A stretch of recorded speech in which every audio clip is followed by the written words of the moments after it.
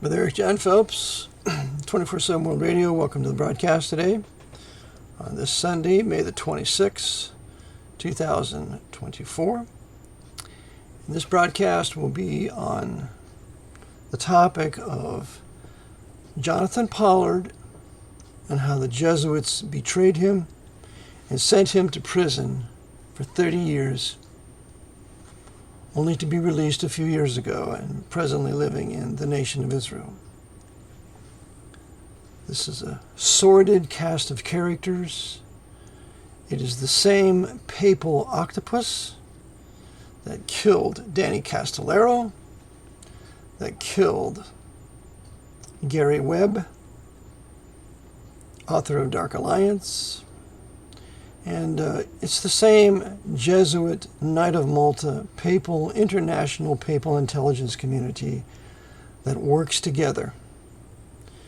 This includes the present Emergency War Powers military government of the United States, as created in 1933 with the Emergency Banking Relief Act, coupled with proclamations 2039, 2040, and ultimately then the establishment of the nation of Israel, and given a government in Israel that would be loyal to the Roman papacy and subject to ultimately the Emergency War Powers military government in the United States, also subject to the papacy.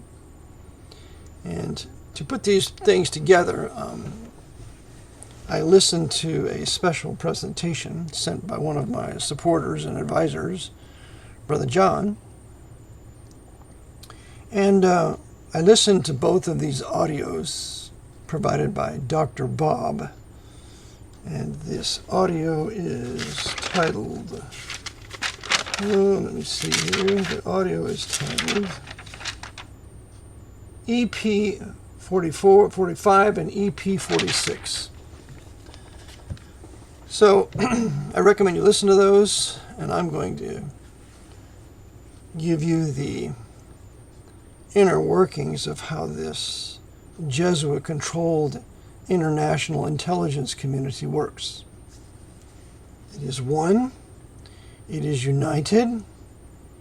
There are individuals within various intelligence services that are true patriots, that if they become too influential, they are removed or assassinated. Like Eric Tim in the CIA, and like Desmond Fitzgerald in the CIA, when they got too close to prove that James Jesus Angleton was really the mole in the CIA and that he was working with the KGB with Anatoly Golitsyn. And I will give you the quotation for that out of Anthony K. Brown's great work, Treason in the Blood, concerning Kim Philby. So, I'm going to start out here with some of the basic. Now I want to go back and give you some basic history. The Reformation takes place in 1517. Martin Luther starts it with his nailing of the 95 Thesis on All Saints Church in Wittenberg, Germany, East Germany. That begins the Protestant Reformation. A few years later, the Jesuit order will be founded. It's a revival of the Knights Templars. Its purpose, to destroy the Protestant Reformation, to capture Jerusalem, take it from the Muslims, the twofold purpose of the Jesuit order, and then to ultimately bring the world to a universal worship of the final Pope of Rome, to be slain with a sword, Revelation 13:14, to rise from the dead, and then to be the Antichrist, the beast of Revelation 13, the Antichrist of 1 John chapter 4, chapter 2. It's the mystery of iniquity. So Satan's kingdom is not divided. Satan is the god of this world, 2 Corinthians 4:4. And he runs this world through Rome. He runs his world government through men that he controls, highly demon-possessed men at the top, that are loyal to the great demon-possessed man at the top, the Pope of Rome, as he's overseen by the Jesuit Superior General, who is Arturo Sosa today. So, Pope Francis, a Jesuit, is subject to his Jesuit master, the Black Pope, the Jesuit Superior General. Underneath these two men are all the secret societies, all the Roman hierarchy, all the knighthoods, ultimately subject to Satan through his International Military Order of the Society of Jesus that knows no rival, knows no equal in power. So, to begin with, for continuing, the Protestant Reformation prospers.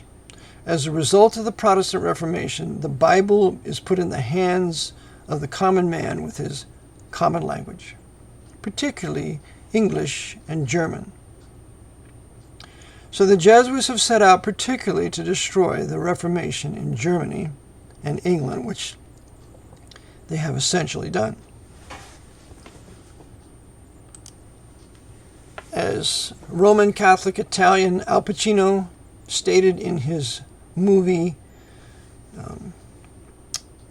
when he played the part of Satan, he said, "Who can deny that the entire 20th century was all mine, all of it?"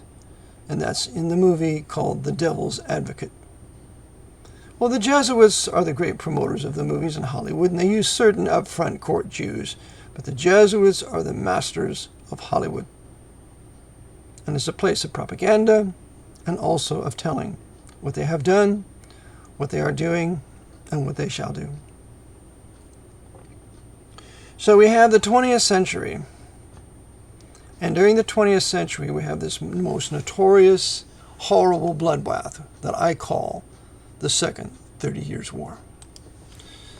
The Second 30 Years' War, the first one being from 1618 to 1648, when the Jesuits sought to destroy the Reformation out of Europe, and particularly Germany.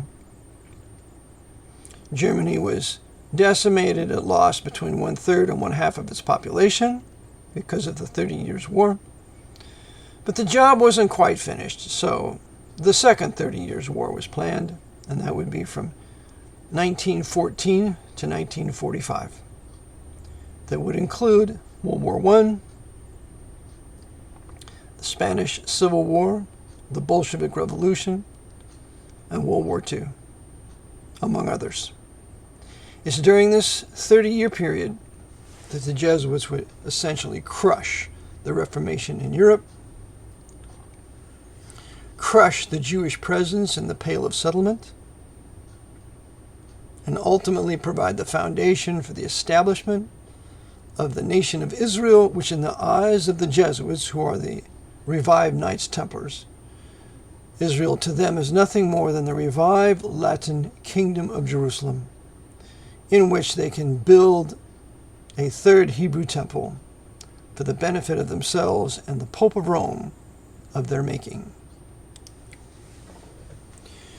So, we need to go back a little bit towards the beginning of the 20th century, when the Jesuits were truly emerging as the power in America. They had carried out the war between the states from 1861 to 65.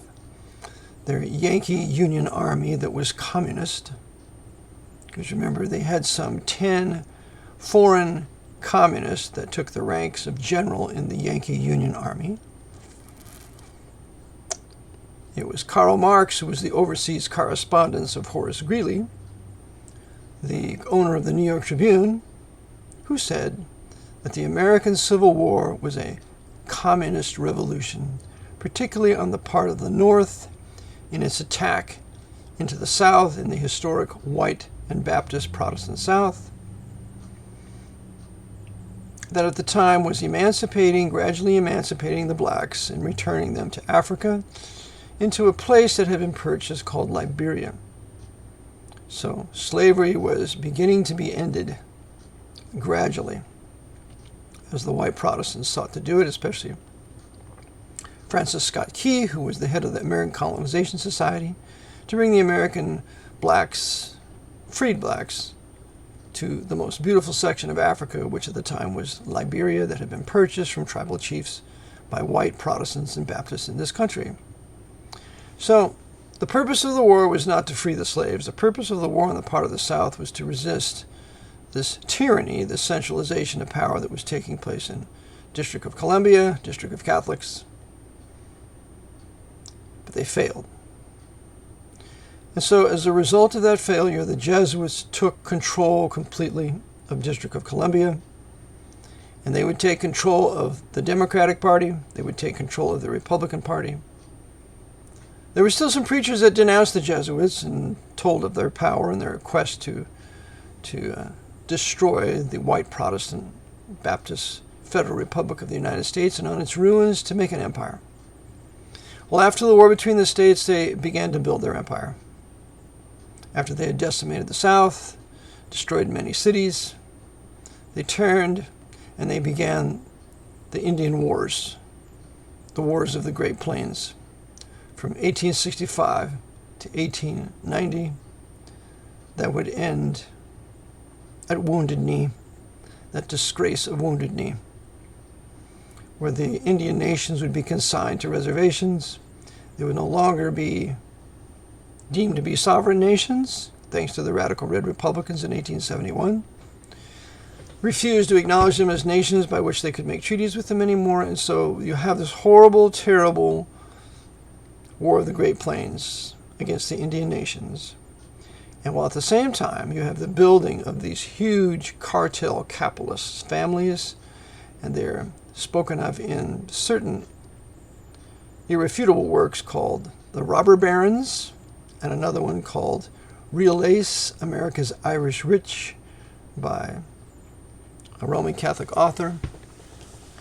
And so you have this building of these railway monopolies with Vanderbilt, and the steel monopolies with J.P. Morgan, and oil monopolies with Rockefeller. These are the robber barons, and not to mention, of course, Thomas Fortune Ryan, who was the Irish Catholic, who was wealthier than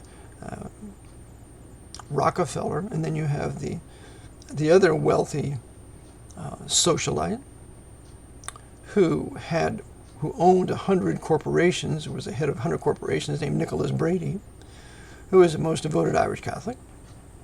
And so you have the taking over of the country, the conquered country, by these cartel capitalists who were high-level papal knights and are high-level Freemasons, loyal to the Pope of Rome, because they're going to make an empire out of America. They're going to make an empire from sea to shining sea. And so that was the purpose that they engaged in after the war between the states, after the war of northern aggression into the South.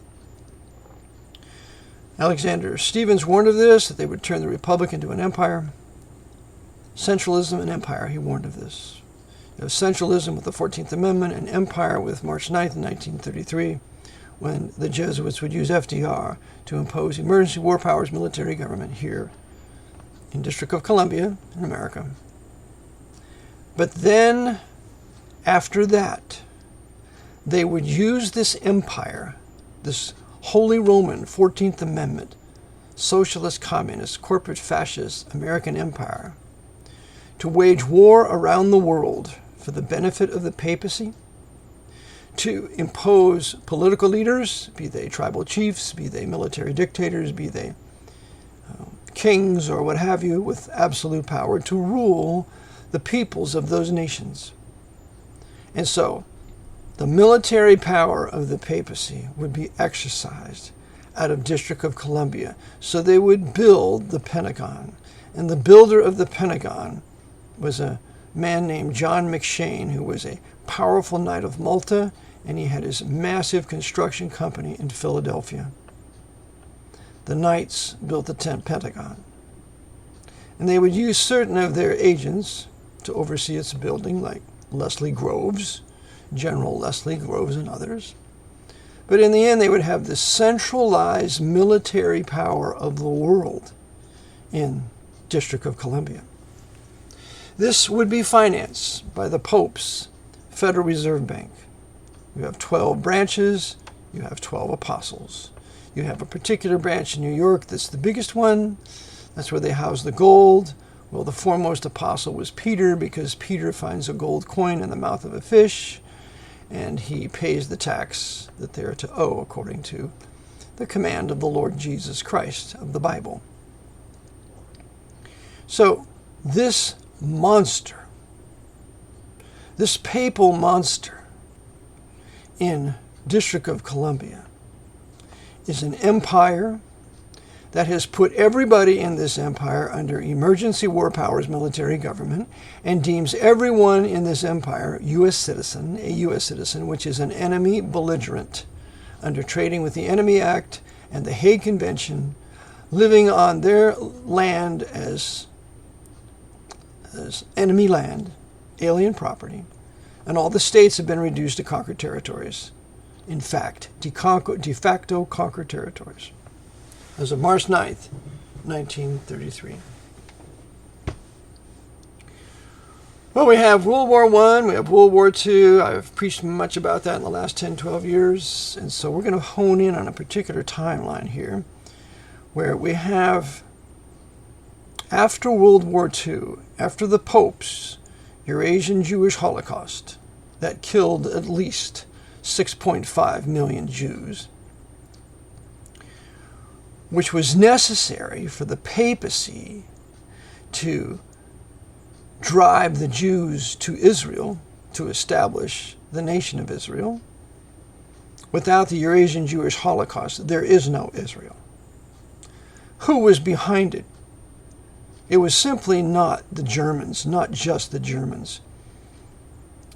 John Loftus has a great work called The Secret War Against the Jews, where he shows all these different nations involved in working together for the destruction of the Jews. And in my book, Vatican Assassins, I show you that Hitler and Stalin worked together. Hitler and Mussolini worked together. Stalin and FDR and Churchill all worked together, and they all worked together with Hitler. They also worked together with Hirohito in Japan. The Axis and the Allied powers at the top, at the very top, were controlled by intelligence agencies, intelligence communities that at the top worked together. They worked together for the entire duration of World War II. They worked together after World War II. They worked together during the Pope's Cold War that was started by the Pope's Freemasonic agent, Winston Churchill. That scumball, along with his brother scumball, Franklin Delano Roosevelt, both of them Freemasons, along with another scumball, Joseph Stalin, another Freemason. And there's a book written on that they were all three Freemasons called The Deadly Deception by James Shaw, high-level Freemason.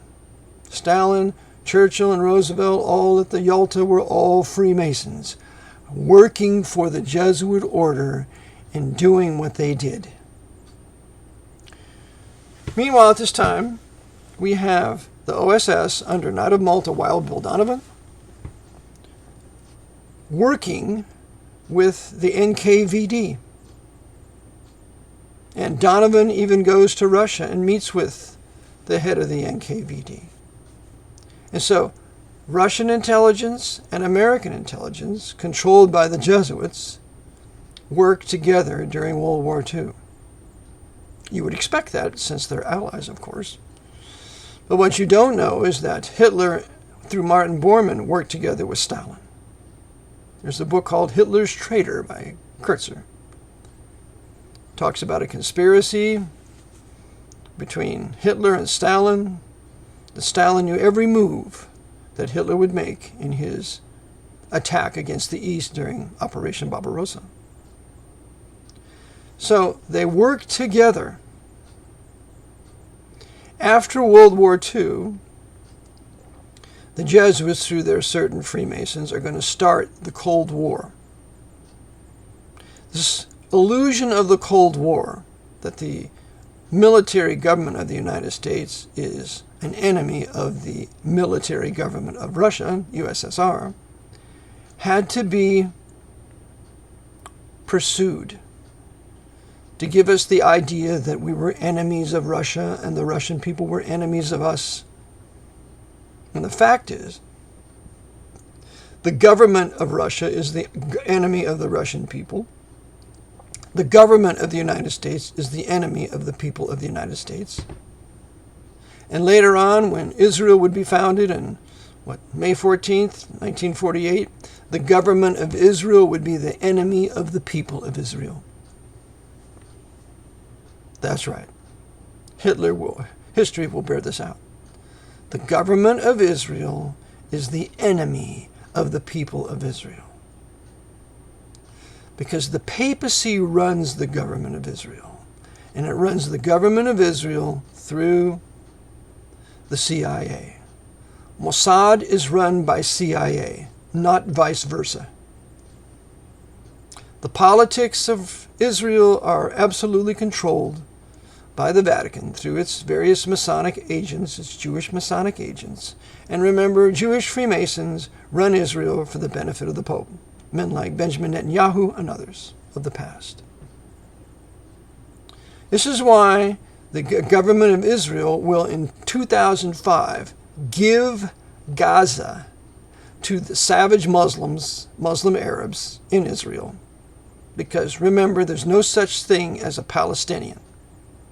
This whole Palestinian creation was done by the papacy through their agent Yasser Arafat in 1964.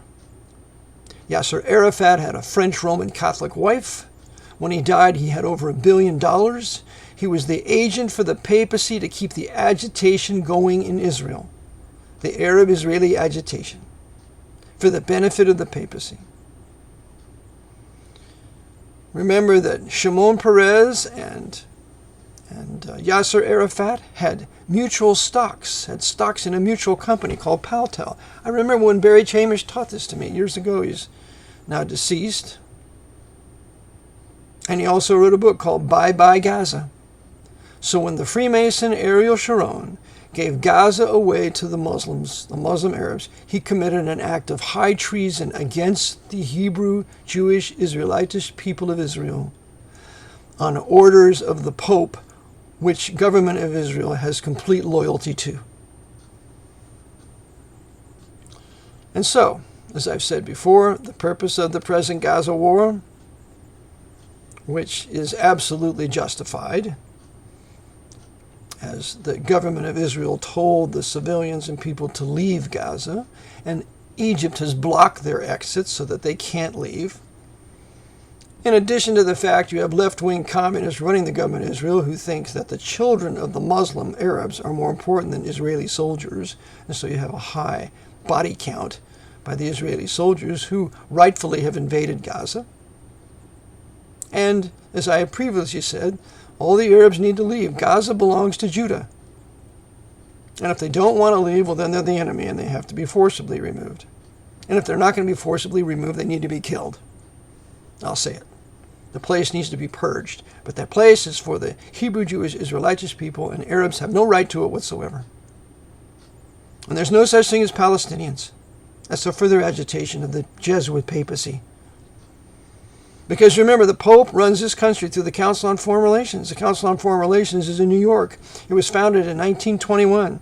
And guess who happened to visit the Council on Foreign Relations? Not only Shimon Peres in the past, but Yasser Arafat. They all work together. They're bed partners.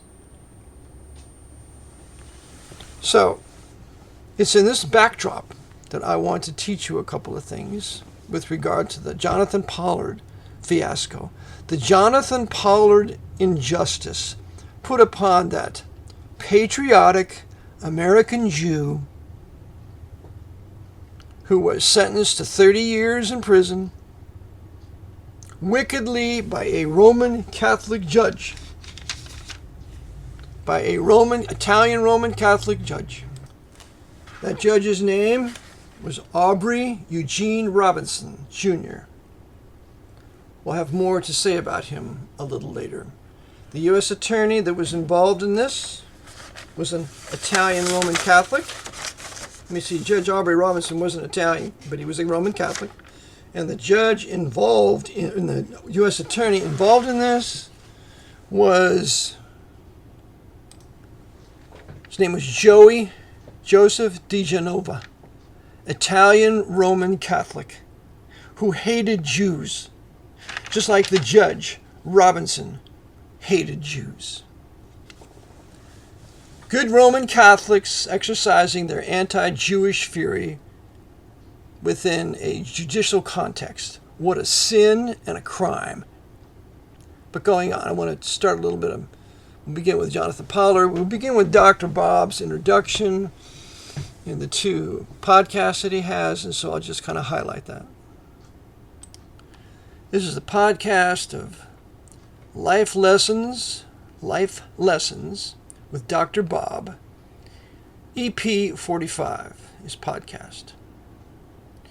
He starts out in giving you the history of Jonathan Pollard. It says that he was arrested in 1985, and he's imprisoned under the Reagan administration. Now, you must remember that Ronald Reagan had several powerful Knights of Malta in his administration.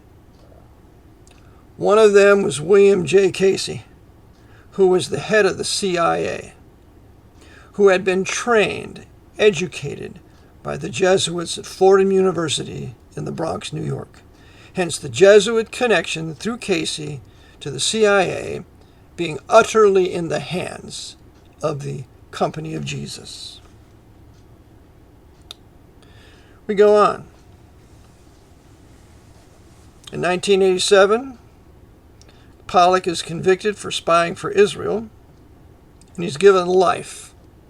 They give him a 30-year sentence, in spite of a plea agreement. There was a plea agreement in place because Jonathan Pollard, was not a threat to the security of the United States. You always want to remember that. Israel and the United States governments, both working for the Pope, had an arrangement of exchanging intelligence information for the security of both nations. Jonathan Pollard discovered that the United States government, CFR-controlled government by the Archbishop out of New York City, was not giving Israel necessary security information and serious security information.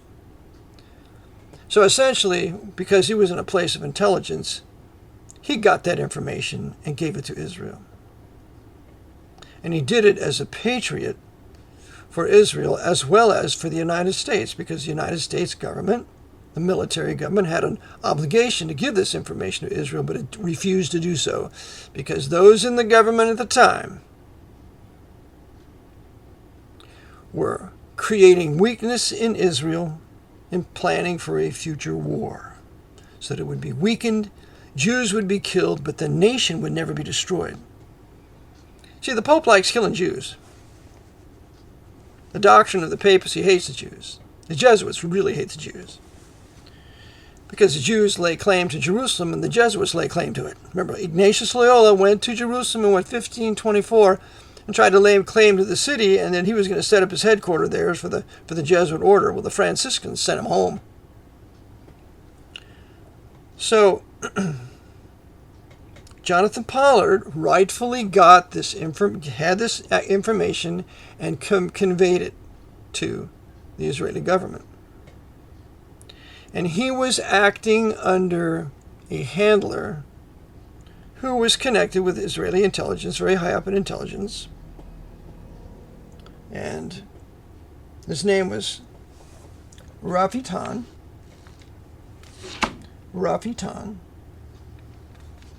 And I have something to tell you about him.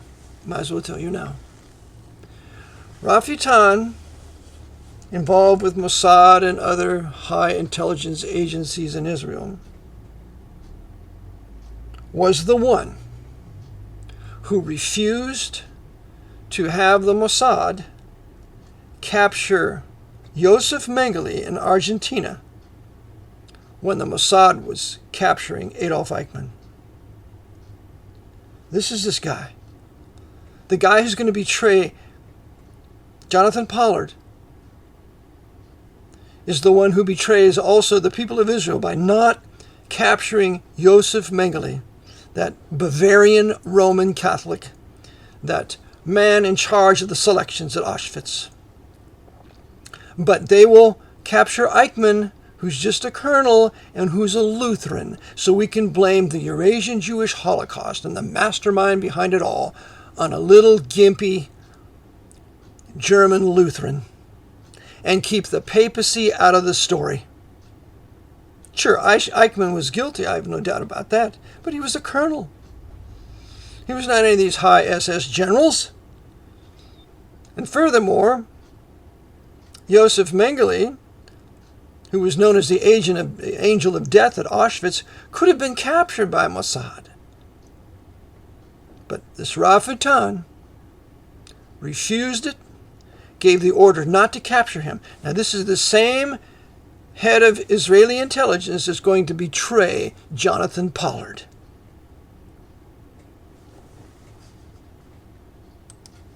Now, in studying Jesuit history, Jesuit Vatican history, you must always remember this principle.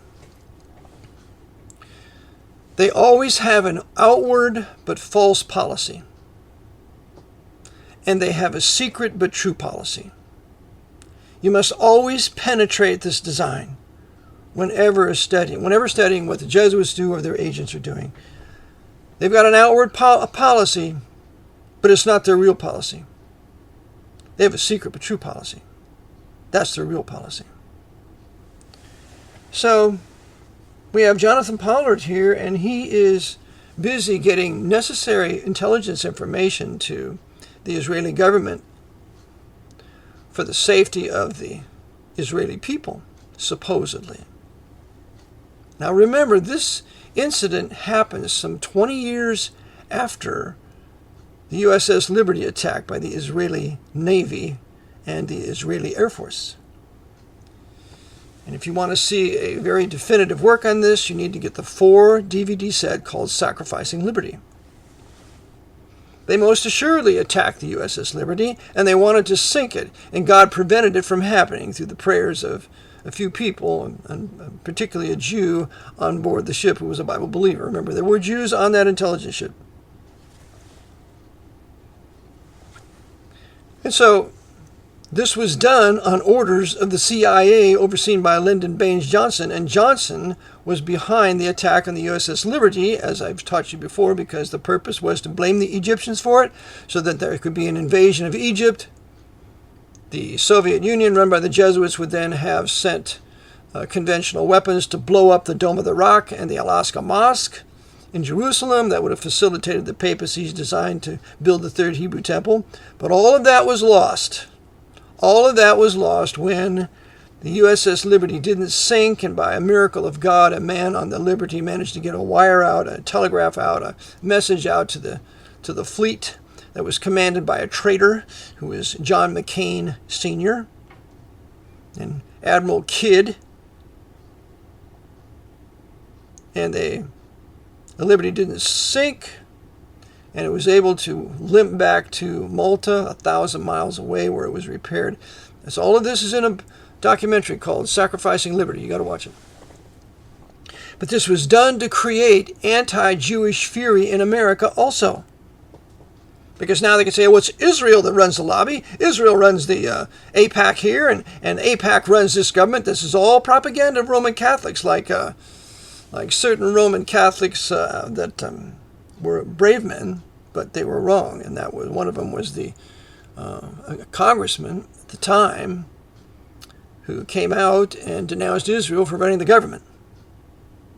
And that's he talked about the government being replaced with a military government. He was a very brilliant man, but he was a Roman Catholic.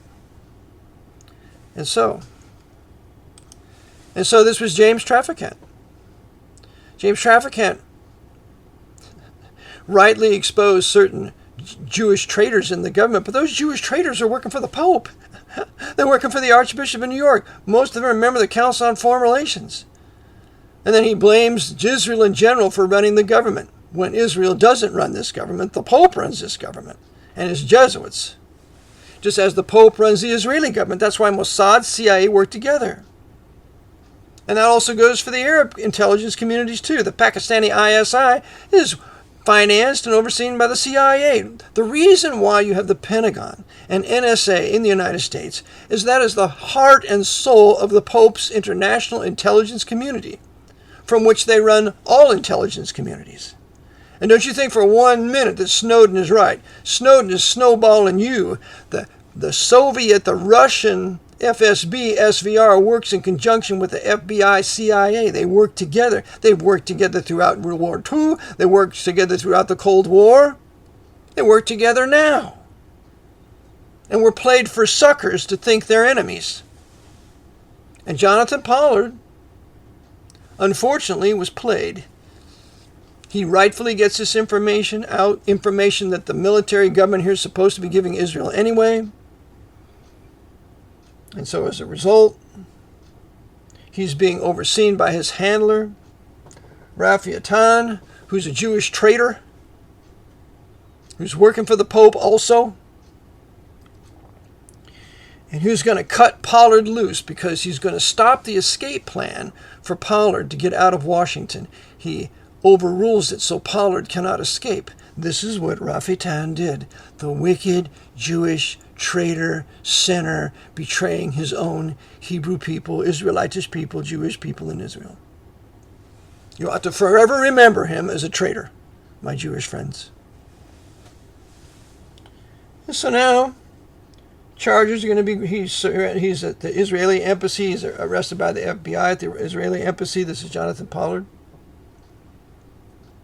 And he didn't cooperate. He didn't give up any names. And it's about this time in the 1980s, during the Reagan administration, that the real Soviet agent, Aldrich Ames, is busy betraying CIA operatives in Russia. One of them, according to Ames, was fed into an oven feet first as he was burnt alive in front of his wife. That's because of Aldrich Ames, this wicked sinner, working in the CIA, whose father had been in the CIA. The Jesuits were running Ames. And he should have been killed. He should have been executed, still in prison, the wicked sinner. So Aldrich Ames is a top CIA traitor to us. And at the same time, you got the top FBI traitor, Robert Philip Hansen, giving all sorts of secrets to the Soviets. Robert Philip Hansen is most devoted Roman Catholic, and he's a member of Opus Dei. He's America's greatest, one of the greatest spies in this country. He should have been put to death. So between Ames and Hansen, this is where all the treason has taken place. And before these guys, you have the treason taking place with Angleton and Golitsyn. Angleton is counterintelligence of CIA. He's running Vatican desk, and he's also running the Israeli desk. Then you have Anatoly Golitsyn, who's high up officer in the KGB, and they're both working together. I want to read to you from Anthony K. Brown's work, Treason in the Blood, page 555. Again, we read from Anthony K. Brown's work, Treason in the Blood, concerning the Philbys, concerning St. John Philby, who was a High Knight of Malta in Great Britain, working with the KGB and British intelligence, MI6. So we go down here in page 555, quote, during that time, Angleton, on information supplied by Golitsyn, had been searching for a Soviet spy inside the Soviet division, and he demonstrated his confidence in Golitsyn by making available to him the CIA files on the personnel of the main operating section of the CIA in the Cold War with Russia, the 1,000-odd men and women of the Soviet division. So this filthy James Angleton, Knight of Malta, the ghost, is the one who gives up all the names of CIA operatives who are Russians in the Soviet Union, and they're going to be killed. So what Angleton was in the 1960s and 70s, Ames would be in the 1980s. He just takes over. Ames is also going to be counterintelligence too, just like Angleton. And don't you think for 1 minute the Jesuits are not overseeing the CIA, especially its counterintelligence branch. And by the way, who's a contemporary now at this time of both Angleton and Aldrich Ames? Knight of Malta, William J. Casey, who worked in conjunction with the Gambino crime family head. He was also in the military. His name was, it was William J. Casey, Knight of Malta, head of the CIA, and Albert Vincent Carone, Mafia Don, and also in the American military as a high officer.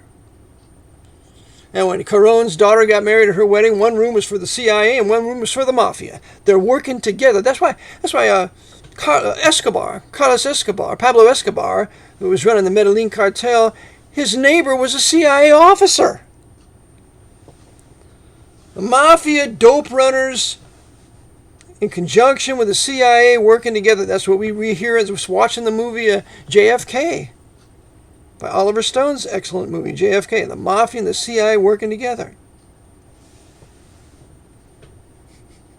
So, we have Angleton here working with Gallitzin. And so we read here. He's given Gallitzin all the information of the high CIA assets in Russia. We go on to read. He settled Gallitzin in an apartment in New York City, where he was permitted to receive and read the files.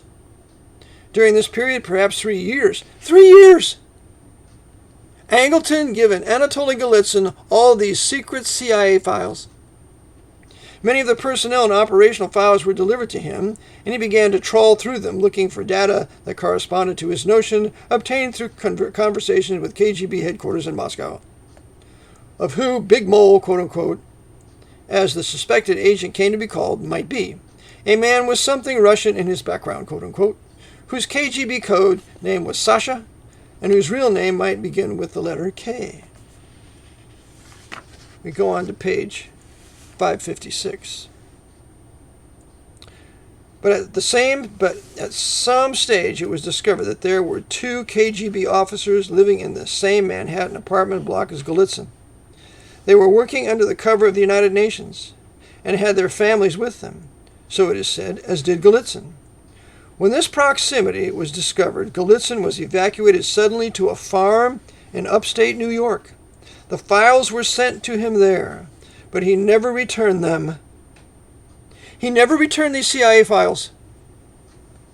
Nor did anyone else in the CIA, other than a small number of officers in Angleton's counterintelligence division, like Raymond Rocca, another Knight of Malta, working for the Pope, aiding Angleton in their treason to America, became aware before 1974 that Gallitzin was being sent the files or that he kept them.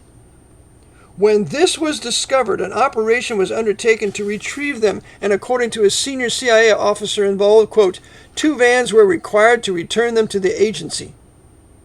2 van loads of our most secret files in the possession of a Russian in the boonies somewhere north of Albany.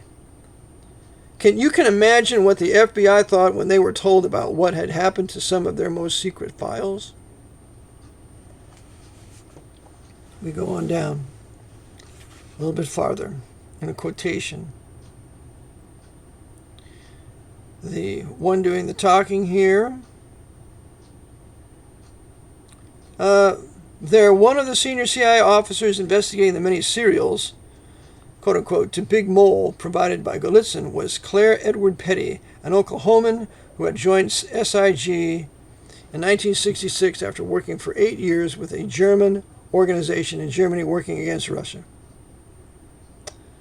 An analysis with a, quote, wonderfully clear mind, and, quote, according to his chief, he had failed to establish any case for Gallitzin's allegations against the 2 senior officials of the Soviet division. And as he was to state, he began rethinking Gallitzin's information. Here there's this honest Oklahoman, Claire Edward Petty, a woman. It was at that point that I decided I'd been looking, quote-unquote, at the case as, quote, all wrong by assuming Gallitzin was as good as gold, unquote. He went on. This is a man, pardon me, Claire, he's a man. If you turned the flip side of it all made sense.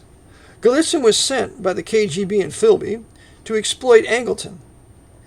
Then the next step, maybe not just an exploitation, and I had to extend the reasoning to Angleton.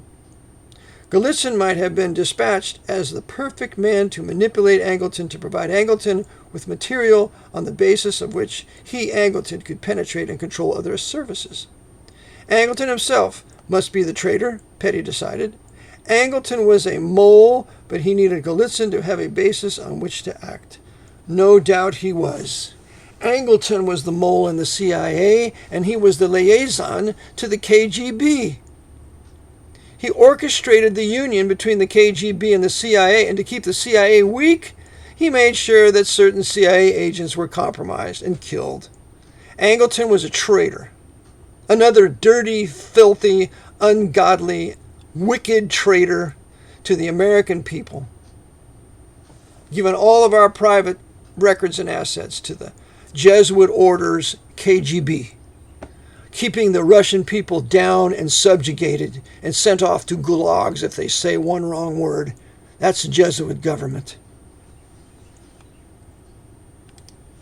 Now, I want you to listen as I read from the book The Secret War Against the Jews by John Loftus, who's a Roman Catholic trained by Jesuits at Boston College, but nonetheless he's telling the truth here. When he writes in this work on page 193, so we read, we'll start top midway, page 193. Shortly after the Clinton administration took office, remember, Bill Clinton was trained by Jesuits at Georgetown. Bill Clinton is a Jesuit of the short robe. Everything he did in his office was done on their order. They told him what to do, like they told Obama what to do, like they tell Clinton or Biden what to do, like they telling Trump what to do. They run both political parties. And so we read. Shortly after the Clinton administration took office, the intelligence community withdrew its previous objections to publication. In fact, many of the pieces of the jigsaw already had passed into the public domain. In 1982, James Bamford published his seminal history of the NSA, The Puzzle Palace, which disclosed some of the main points of the NSA GCHQ liaison. The National Archives have been given dozens of declassified FBI documents citing British intelligence as the source of its information on Jews in the United States. And finally, in 1991, a pair of British authors confirmed a portion of the espionage on American Jews. They write, sometime in 1945-1946, quotation, a special unit even more secret than the rest of the code-breaking agency was set up to monitor the activities of Israeli agents and their sympathizers in the U.S. and elsewhere. The men who ran this organization held the view that because of the use made by the Israelis of sympathizers from the Jewish community, no Jew, however apparently loyal a U.S. citizen, should be permitted to work in the special unit or even to be told of its existence. All reports from the unit carried the code name Gold, quote unquote, signifying that they were not to be shown to anyone of Jewish origin. Quote, we had them cold, unquote, recalls one former intelligence official who was cleared to see the Gold reports. Quote, we knew who was shipping the arms, who was paying for them, who was being paid in this country, every illegal thing that was going on in this country. Because of politics, very little was ever done with this intelligence. But so far as I know, the National Security Agency still has a group like that, buried somewhere deep. Unquote. Loftus continues on page 193. It does indeed. Its nickname is the, quote, Jew Room, unquote.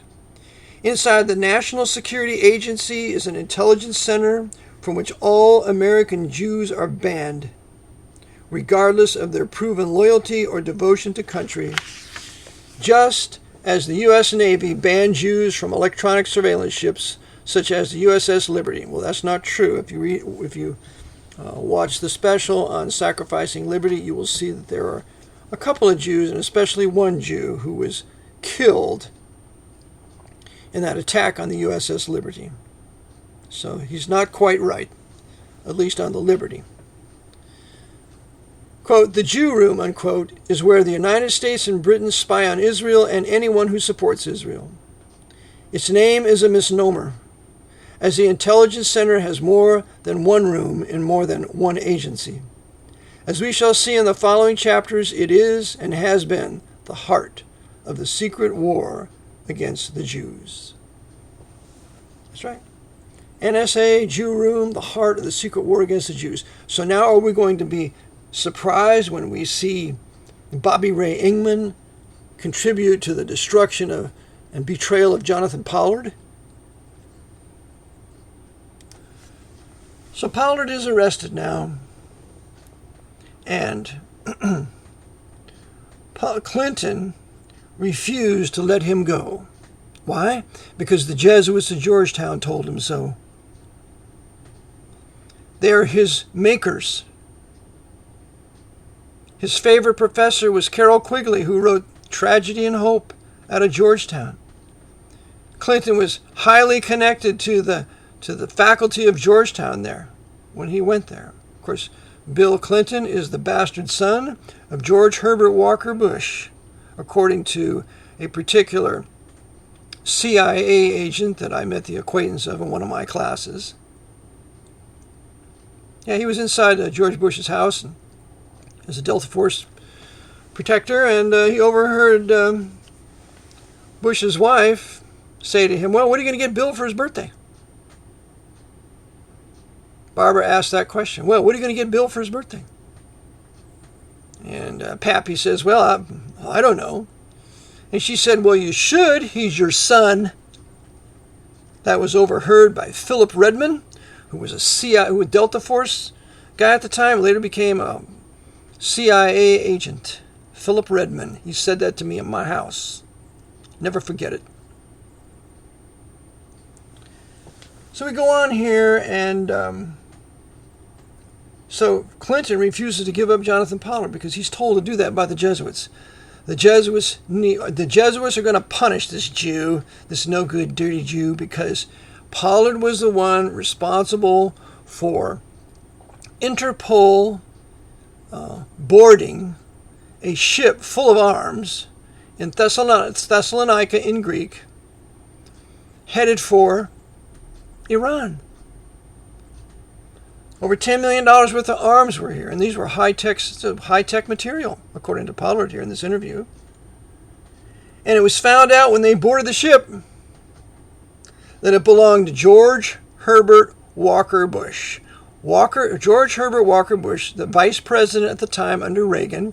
Reagan would later be made a Knight of Malta in 1989 at the formal bestowal of that wicked prize to him by J. Peter Grace of the Grace Commission, head of the Knights of Malta in America. So George Herbert Walker Bush is the vice president. He's really the president. I mean, Reagan is not the president. It's George Herbert Walker Bush, just like Biden was the president in Obama's day. And so it's found out that this ship and all these weapons are part of the Iran-Contra affair, overseen by George Herbert Walker Bush and a particular individual on the National Security Council named Colonel Oliver North. Well, you know what they both have in common?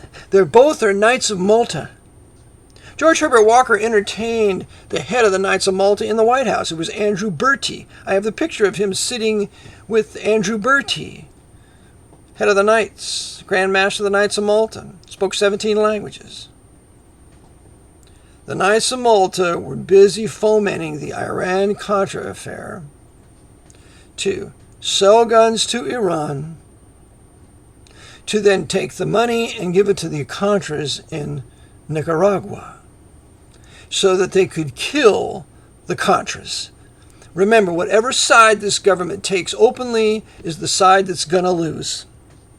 This happened in 1968 in Prague when the intelligence community CIA backed their uprising against the Russian occupation there, and they were betrayed. Same thing happened in Budapest, in 1956. Decided the men in Budapest to rise up against the Soviet occupiers. They were betrayed, captured, some killed, sent some off to the Gulag, all betrayed by the CIA. Because they wanted more Soviet power in Hungary, they wanted more Soviet power in Czechoslovakia, and they wanted more communist power in Nicaragua with Daniel Ortega that the Jesuits had put in power, which, by the way, just about a year or so ago, he kicked the Jesuits out of Nicaragua. Good for him, Daniel Ortega. Maybe his allegiances are changing. So, Jonathan Pollard's not released. Clinton will not release him. Jonathan Pollard has an attorney who's a friend of the U.S. attorney, who's a friend of the judge, Robinson, and a friend of the U.S. attorney, what's his name again? Friend of U.S. attorney, friend of his attorney, Joey Di Genova, Italian Catholic, working for the Pope to make sure that the deal is stopped and that Pollock will go into prison for 30 years. Oh, when those Roman Catholics come to power, they're so wonderful in their tyranny and their conspiracies. They're just magnificent when they're all working together. The judge, U.S. attorney, Pollock's attorney, he's a Lebanese Roman Catholic. He had everything against him. And then after Pollock is convicted at the trial, as they're taking him away, he yells to his attorney, "Appeal! File for an appeal!" Now, appeal is a one piece of paper. It's a page. You just notice of appeal. It's real easy. His attorney refused to file the appeal. That was deliberate. He didn't forget. So now we have the treason of his Israeli handler. Rafi Tan doesn't allow him to get away. If he wanted to, the escape route is stopped. And Rafi Tan is the same one who allows Mengele to escape in 1959, captured by Mossad. So he's betrayed by one of the head leaders of the intelligence in Israel. He's betrayed by his lawyer. He's betrayed by the U.S. attorney because they engaged in a deal. And now they decide they're not going to hold to the deal. He's betrayed on all these fronts. This is called the octopus, the Jesuit octopus. Its arms are everywhere. Its head is in Rome. And so we go on. Meanwhile, they have arrested Aldrich Ames. They're going to arrest him later. Ames is at his highlight of betraying the American people, giving all these secrets on the CIA to the Soviets so they can kill their CIA Soviet agents inside Russia, USSR. Robert Philip Hansen the same way.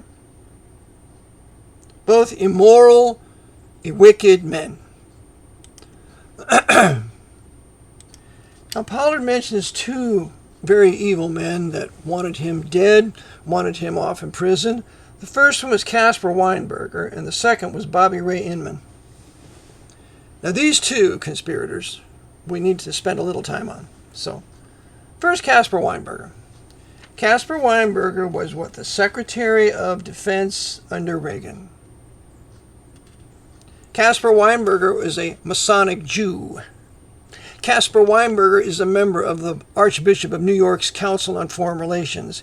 Caspar Weinberger was very high up in Bechtel Corporation, founded by the Jesuits in San Francisco, later moved to Virginia. Caspar Weinberger is a man of power, subject to the Jesuit order. And Bobby Ray Inman. Bobby Ray Inman was in all the intelligence communities. He was DIA for a while, CIA, he was NSA. Bobby Ray Inman was also a member of the Council on Foreign Relations. He's still alive, too, by the way, and he is one of the leading men of Eric Prince's Blackwater, which is now XZ, which was changed to the name of Academia or Academa or something like that. Bobby Ray Inman's a knight. He's another papal knight. So you have these two wicked sinners, Weinberger and Inman, betraying Jonathan Pollard, making sure he goes to prison. And these guys are both serving the Pope. Two more traitors to him. Caspar Weinberger. So again, you have the Iran-Contra affair, and the purpose was to get guns or finance the Contras. And also at this time, the CIA is busy running cocaine into the major black communities, Ricky Ross and Los Angeles. You can read all about that in the book Dark Alliance, written by Gary Webb. And so the CIA is busy destroying the black communities in California, later on in other states, and using the money that they're making to finance the Contras. And this is the whole theme of Gary Webb's book, Dark Alliance, for which he would be shot in the back of the head twice, and it would be ruled a suicide. When you resist these sinners, they're serving the Pope, you better be saved, you better know the Lord, you better be washed in the blood of the Lamb, you better having believed the gospel, that Christ died for your sins, was buried and rose again. You need the protection and the power of the Holy Spirit, because you're going to be dealing with Satan and highly demon-possessed men who want to kill you, who want to remove you from the Lord's flat earth and further strengthen the devil's kingdom that he has here.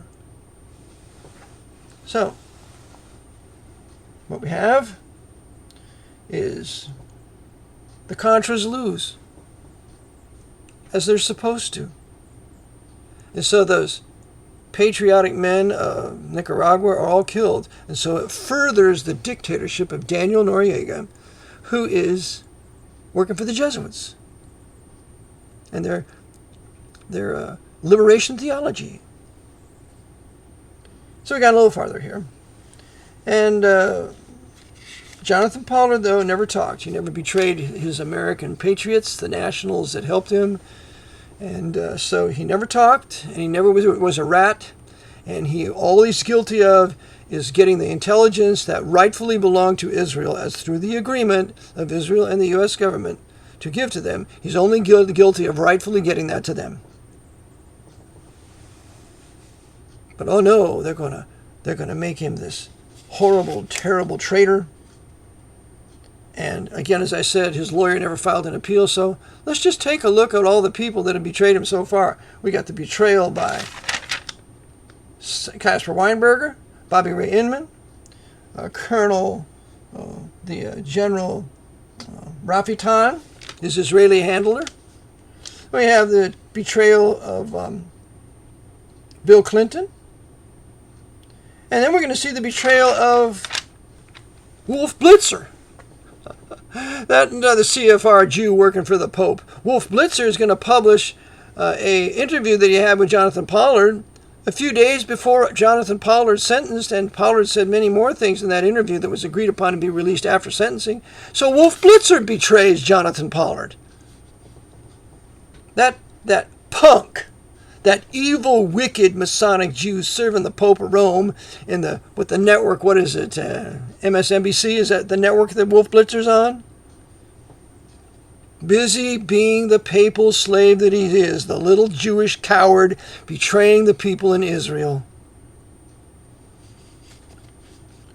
What's going on? So that's another traitor for Jonathan Pollard.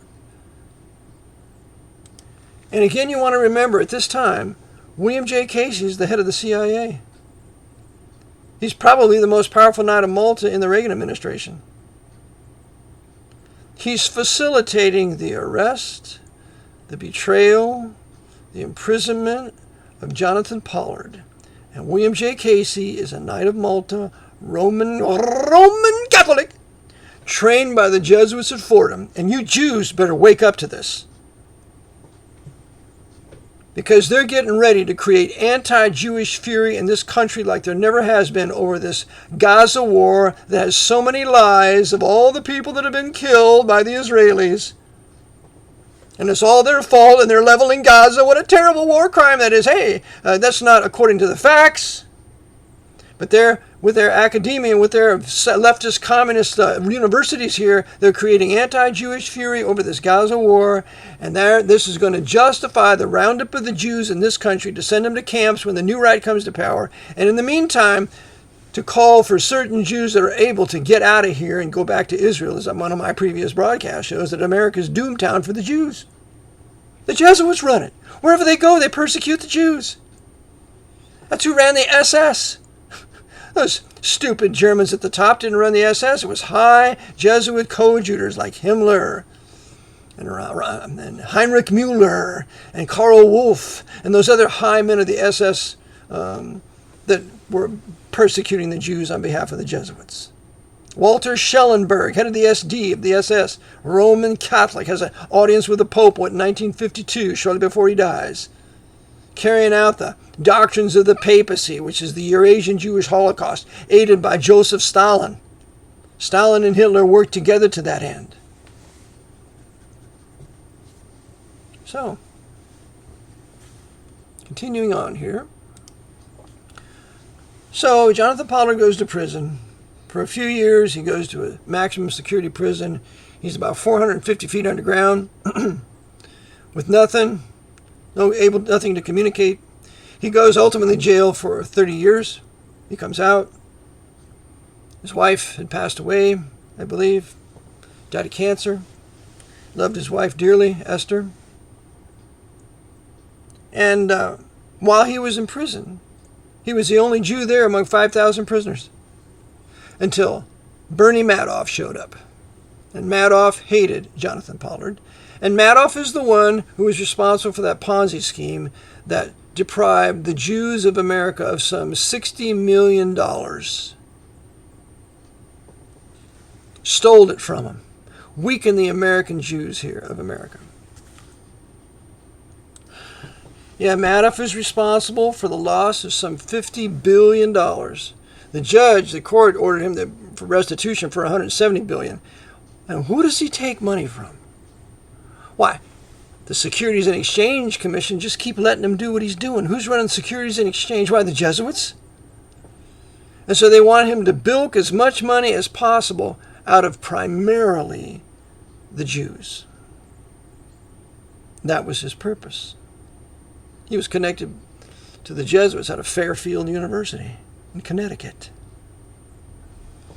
But we'll never talk about the Jesuit connection to Bernie Madoff now, will we? No, he's just a terrible Jew. He did it all by himself. No, he's Jesuit connected. So you got these two Jews in prison together. Madoff hated Pollard. Because Pollard was an honest man and Madoff was a crook. So what happens is ultimately Jonathan Pollard gets out of prison and he will go to Israel, and there he lives in Israel today. I want to give you a couple more facts on Bobby Ray Inman, one of the men who helped get Pollard sentenced and set off to jail for life. Here's Bobby Ray Inman. Of course, he is another papal knight. He was in the Office of Naval Intelligence. He was in the Defense Intelligence Agency. He was in the CIA. And he denied the claim of Israel that the attack on Liberty was a mistake, and of course it was no mistake. He's right about that. But Bobby Ray Inman never went and properly blamed LBJ for it. Yeah, and Francis Cardinal Spellman, who oversaw it all in 1967. This is before Spellman dies, a few months later. Can't bring Francis Cardinal Spellman into the attack on Liberty now, can we? We're just going to blame Israel and going to blame the Jews. But we won't blame LBJ for it. He's the one that gives the order to sink that GD ship. I want that GD ship at the bottom of the Mediterranean. Bobby Ray Inman also went on to be the chairman of the Federal Reserve Bank in Dallas, Texas in 1987 and 1990.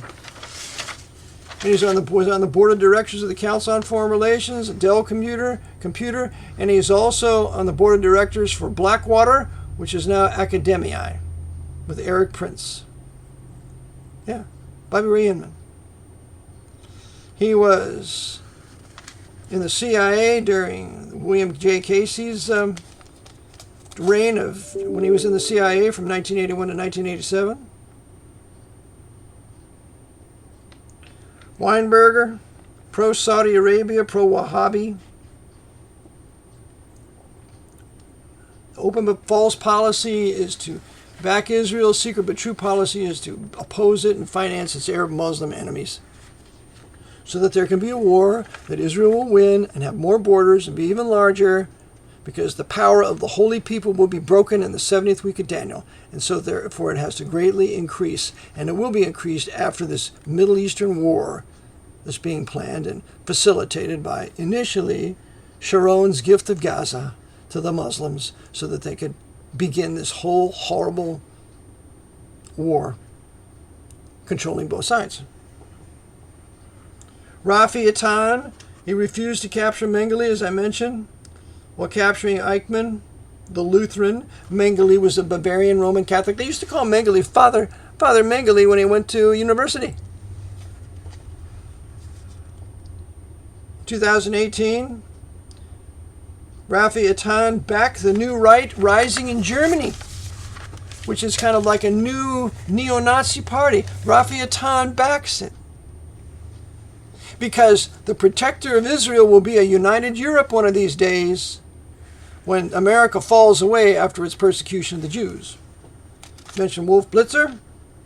Here's another betrayal. Ruth Bader Ginsburg. She betrays Pollard by saying at the committee, there's 3 on the committee, she's a Jew and there's another Jew there, and it's 2-1, that she says that he was not sentenced properly, but whenever justice opposes procedure, why procedure must reign. That's what this little Jewess did. His Counts on Foreign Relation member did to Jonathan Pollard. So, in conclusion, just want you to see all these traitors involved in betraying Jonathan Pollard, sending him to jail for 30 years. But God delivered him, got him out of there, and he tells a quite compelling story in this interview with Dr. Bob that you must listen to. And I just thought I'd put in my 2 cents to show that the real culprits behind this were the Jesuits and their papal court Jews and their secret society Gentiles working all together for the Black Pope in Rome at Borgo Santo Spirito number 5, and what they did to Jonathan Pollard. So my prayer is that the Lord would vindicate him, and that the people would wake up here to see that it's the Society of Jesus that runs this military government since March 9th, 1933. It is no friend of the Jews in Israel, but it is a friend of the government of Israel. That's why they worked together in the attempted sinking of the USS Liberty. That's why they worked together in the betrayal of Jonathan Pollard. In conclusion, thank you for tuning in today. I have a book, Vatican Assassins, One in the House of My Friends. Please go to my website, vaticanassassins.org. I have a book there. You can get ebook, Vatican Assassins. I think it's for like $35. It's a disc, or you can download it.